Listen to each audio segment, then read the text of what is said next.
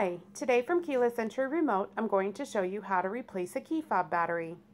The key fob I'm showing you today is compatible with the 2014 through 2015 Toyota Highlander.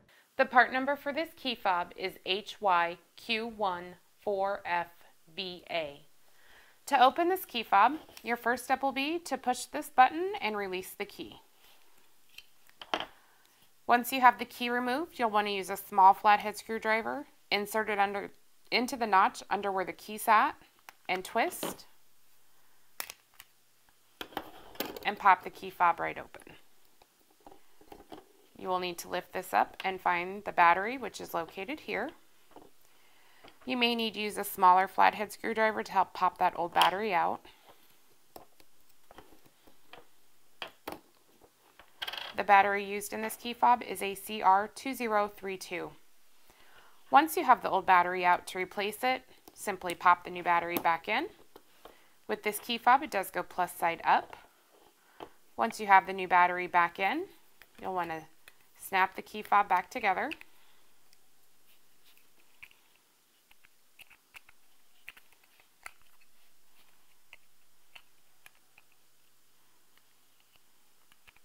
Making sure that you get it completely lined up.